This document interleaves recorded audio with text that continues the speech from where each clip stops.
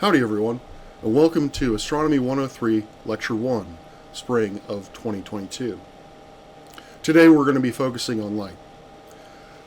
As I mentioned in class the other day, 90-95% of all things that we learn in astronomy stem from the measurement and analysis of light. If it wasn't for light, we would really have no way to probe the mysteries of the universe. So before we get into what those mysteries are, the solutions to those mysteries, we really have to have some basic idea of what light is. What is it? What is this tool that astronomers use? In this lecture, I will only be giving the bare bones, as it were, for what light is. Later on, I will talk about more of the implications of what different types of light that we see, what that means for different astrophysical situations and properties and so forth. So, before I go on, the actual nature of light is still something of an open question. I think that if you try to pin down physicists or astronomers and actually had them tell you what light is intrinsically, they would have a difficult time doing it. My definition is simply that light is a transportation mechanism from point A to point B, and what it is transferring is energy. So in order for energy to get from point A to point B, light is what takes it there.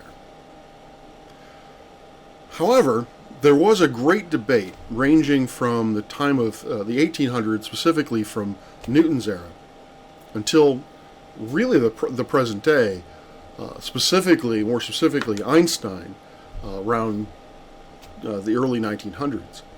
And the two ideas were, does light act like a wave, like a water wave, or does light act like a particle, like a discrete packet of intensity or energy? Now, during Newton, when he bucked his colleagues and essentially was the first to put forward that light was corpuscular in nature, or particle in nature. However, he did not have very good physical evidence to support his idea. It was more of a philosophical hunch, based on what he saw in his experiments.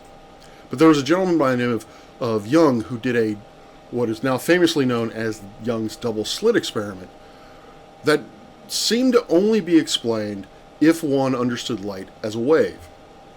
And that is how light was perceived for about a century, until, as I said, Einstein came along and he determined that light actually can be thought of as a particle. He developed something that is now known as the photoelectric effect. And incidentally, that is what he actually got his Nobel Prize for. It wasn't relativity, it was actually the photoelectric effect, which is what is responsible for solar panels, CCD cameras, a wide range of different applications.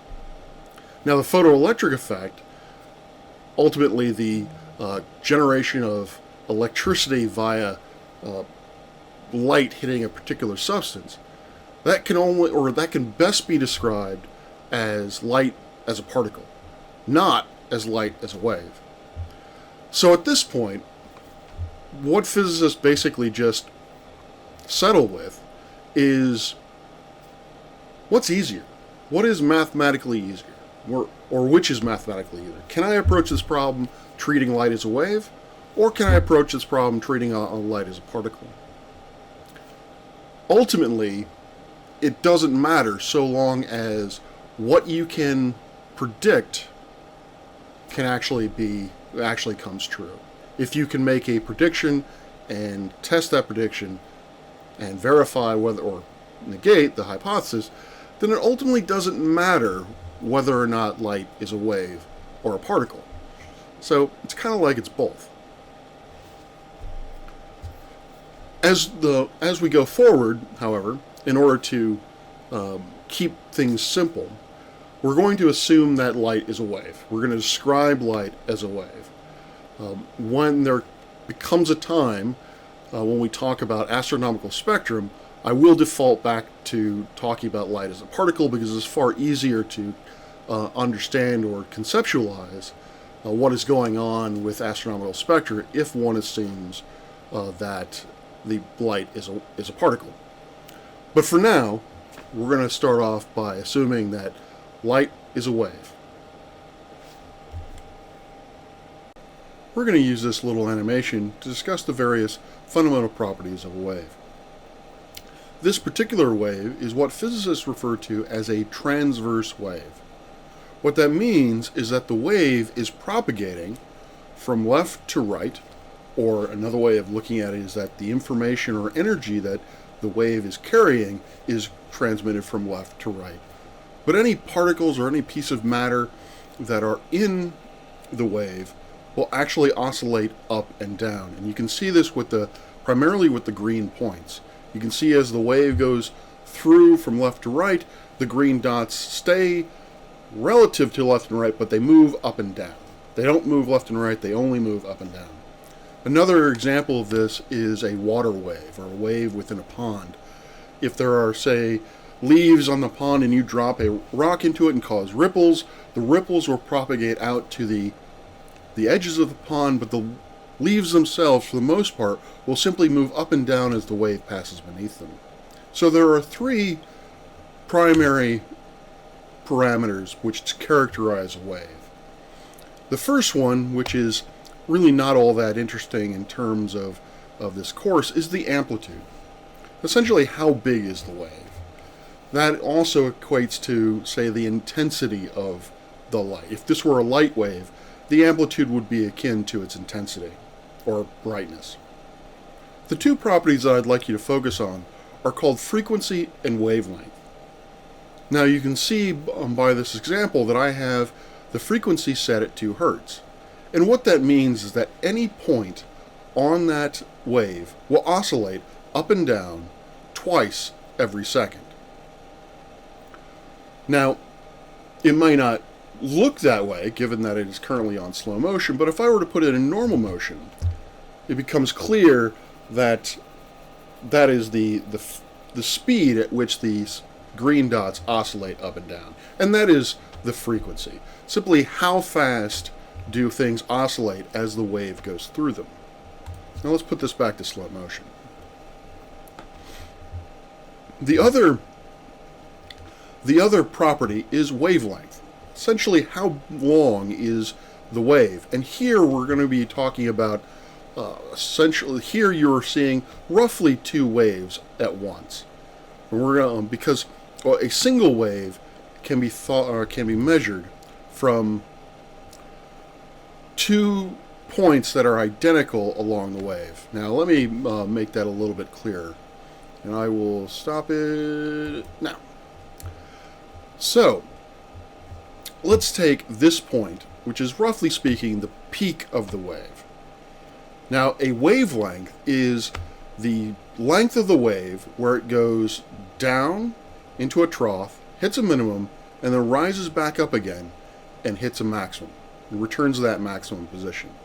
So point A goes through the wave and then comes back to a point similar to point A. Now, as long as you are going from like to like, you can measure this any way you'd like. You can measure the wavelength from trough to trough, or if you're feeling snazzy, you can measure it from the wave going upwards, through the wave going downwards, back up to where the wave goes upwards again. Any way that you measure this, you'll see that the wavelength is, in this case, is roughly 3 centimeters long, or 3.1 centimeters long. Now, what I'd like you to notice is when I change the frequency. Let's cut the frequency in half.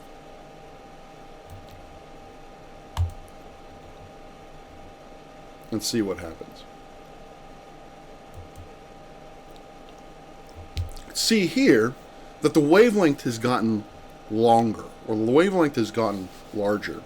And in this case, it has gotten longer by a factor of 2. So I've decreased the frequency by 1/2, and the wavelength doubled. It is now 6.2 centimeters long. That is a key thing to understand, is that given the speed of a light wave, frequency and wavelength are inversely related to each other. As the frequency of light goes up, the size of the wave goes down, or the wave gets shorter. If the frequency drops, then the wave gets longer. A more strict definition of light as a wave-like phenomenon is to refer to it as an electromagnetic wave, because the wave is created by oscillating electric and magnetic fields. But very much like the beads on the string, these electric and magnetic fields oscillate perpendicular to the direction of motion. Now that's as far as I'm going to really go with into the nitty-gritty of the electromagnetic waves, and really I'm really telling you this in order to set up something later, which is what we refer to as the electromagnetic spectrum. But before we get into that, I just want to summarize a few properties of the electromagnetic wave.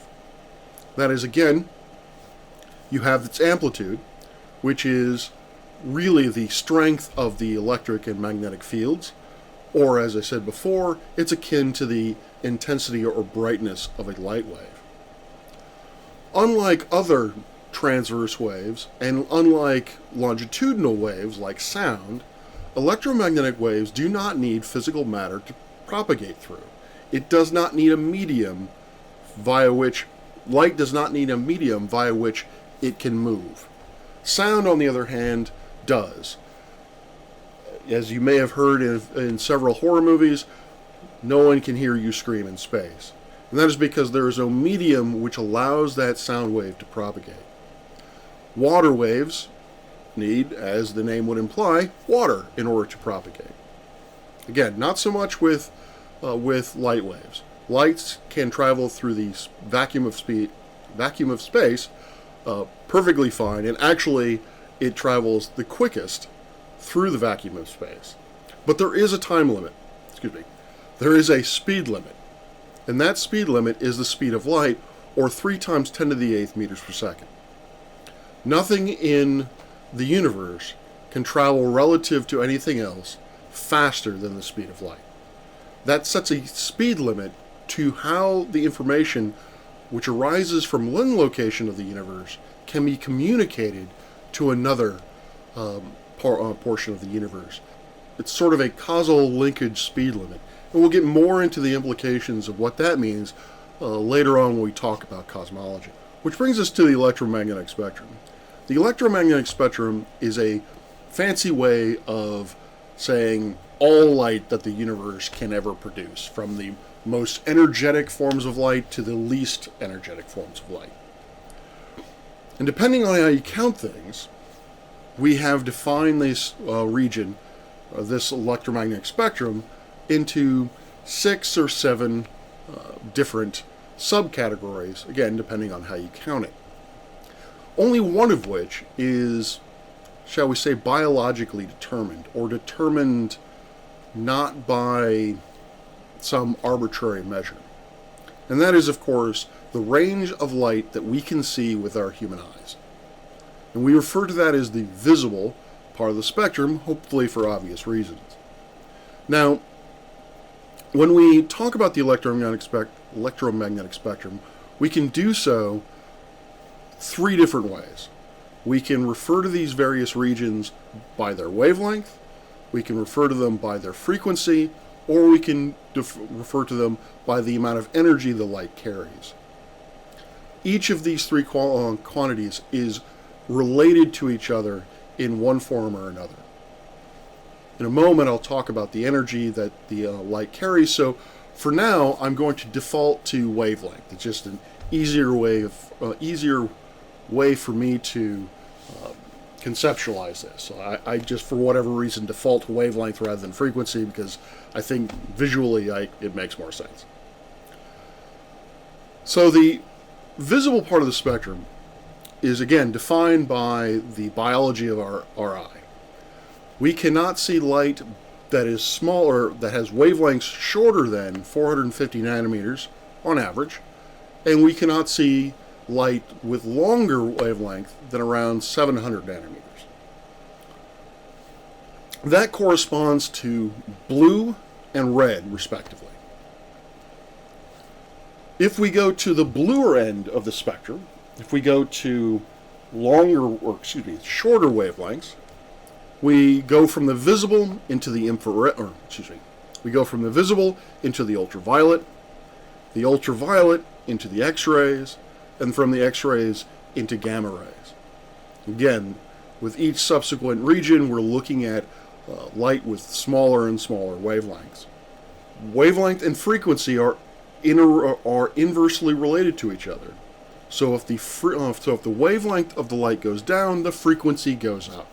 And this is important when we start talking about the energy that a light wave holds. Going for longer wavelengths with visible, we go into the infrared, more commonly known as the heat part of the spectrum, although really it's just simply light. I find that there is a little bit of confusion when we talk about because heat has more of a center and a sense feel to it, whereas really it's just infrared is simply a portion of the light spectrum. And then beyond that, we have the radio regime, which can be subcategorized into microwaves, FM, AM bands, TV, what have you. But radio, strictly speaking, is simply the longest wavelength light that we can observe. Each of these wavelengths is important in the field of astronomy for various different reasons. And that is because of what these things can tell us. Depending on what wavelengths you were looking in, again, going from long wavelength to short wavelength, it goes from radio to microwave to infrared to visible to ultraviolet to X-rays and then gamma rays. All of these different wavelengths, all of these different regimes that I'm talking about, have their own stories to tell. What I mean by that is that there are certain astrophysical phenomenon that only reveal themselves to us based on what wavelength regime you are currently observing in. Now, as I said, the visible light, which is the narrowest band of the electromagnetic spectrum, as we've defined the electromagnetic spectrum, is again biologically driven. It is because of the cones and rods within our eye and their sensitivities. Oh, I should point out, I used the term nanometer earlier. A nanometer is 1 billionth of a meter, or 1 over 1 billion meters. Now, the reason why that each of these regimes has a different story to tell is because of the fact that wavelength and frequency are related to the amount of energy that the wave carries. Strictly speaking, or as it was originally found, a gentleman by the name of Max Planck determined that the energy of a light wave is directly equal to a constant value, hence now known as the Planck constant, times the frequency of the light wave. If you, again, remember back 15, 20 minutes ago when I talked about the fact that frequency and wavelength are interrelated to each other, you can rewrite that equation in terms of wavelength rather than frequency. And you can see that energy is equal to, in this case, the Planck constant times the speed of light constant divided by wavelength. Long story short, the higher the frequency of light, the more energy that it carries. Conversely, the shorter the wavelength of that light, the more energy that it carries. So gamma rays. Gamma rays are very high frequency, very short wavelengths. They contain a tremendous amount of energy, which is why, thankfully, our atmosphere blocks out essentially all gamma ray radiation. Because if it dropped down to the Earth, things would go badly. Life does not really fare well being flooded by lots of gamma rays. Not so much with X-rays either. We can stomach a little bit, one X-ray every so often, but if you're flooded by X-rays, that is a tremendous amount of energy being pumped into the human body, and we don't really take to it so well. From an astronomical perspective, gamma rays are tied to the most energetic events that we see in the universe, from supernovae to black hole collisions to large amounts of mass slamming into the surfaces of neutron stars. We're talking about the most energetic things in the universe. That's what, if you were to study, if that is what you would want to study, you have to study in the gamma ray part of the spectrum, because you really don't see those effects in lower down regions. Maybe a little bit in the X-ray, but probably not so much in ultraviolet or longer wavelengths. But if you're interested in, say, the young stars like I am, these stars are hottest, or brightest rather, in the infrared part of the spectrum. And so if you want to do detailed studies of young stars and how they form, then the most appropriate region to study, or the most appropriate region of the electromagnetic spectrum to study, is the infrared part of the spectrum. So depending on what you want to study in astronomy, that dictates what wavelength regime you want to look at. The last thing I will talk about in this lecture is the Doppler effect. The Doppler effect is something we've probably all experienced at one time or another. It is the apparent change of the frequency of a wave based on the motion between the emitter and the observer. More commonly, you've encountered the Doppler effect while standing on a street corner if a cop car, ambulance, or fire truck streams by. As said vehicle gets closer to you, the frequency or pitch of the siren increases or gets higher. And then as the vehicle passes by you, that pitch gets lower. Now I will demonstrate what this looks like in terms of a star emitting light and an observer receiving that light. To better visualize the Doppler effect, I'm going to use this simple computer applet. What we have here are two spheres labeled S and O. S symbolizes a star, O symbolizes the observer. I'm going to start this off by having the star emit light waves. And you can see in the upper part of the applet, we have light being emitted from the sphere with a particular wavelength and particular frequency. And then, as the light propagates through space, it eventually gets detected by the observer, and you can see that at the top as well.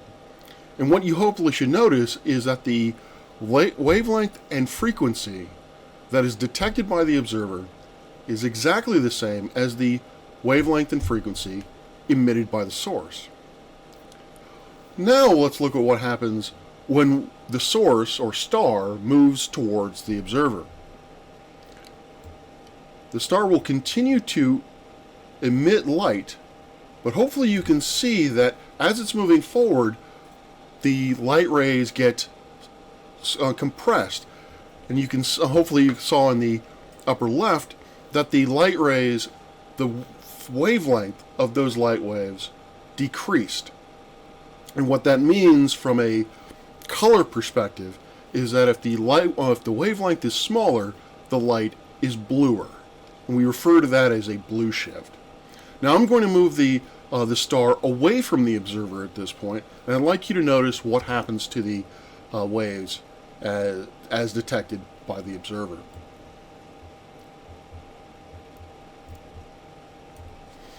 Now you can see that the wavelength is significantly larger than it was before. This corresponds to a redder color, otherwise known as a redshift. This is a relative phenomenon, meaning that you have this effect occurs if the star is moving toward or away from the observer, as I've just shown, or if the observer is moving towards the star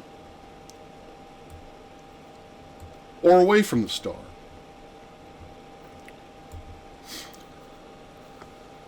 The Doppler effect is an effect of relative motion. And so it doesn't matter if the star is moving away from the observer, or if the observer is moving away from the star, or a little bit of both. You're going to experience, or the observer is going to see, a redshift in that sense, or in that case.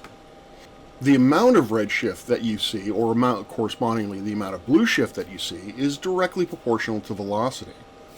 The faster the observer is moving towards or away from the star indicates the amount of blueshift or redshift that is seen by the observer, and again, vice versa. This is a relative effect, but it is also what we refer to as a radial effect, meaning that it only occurs when the source and object are moving directly towards or are directly away from each other. If I move the observer up and down or laterally, you can see that that doesn't actually change the wavelength, the observed wavelength, really at all. So when we talk about using the Doppler effect to determine the velocity of something, all we can really say is the Doppler effect tells us just how quickly something is moving directly away or directly towards us. It has nothing to say as to the left-right motion of the object. We actually have to use a different technique in order to determine that piece of information.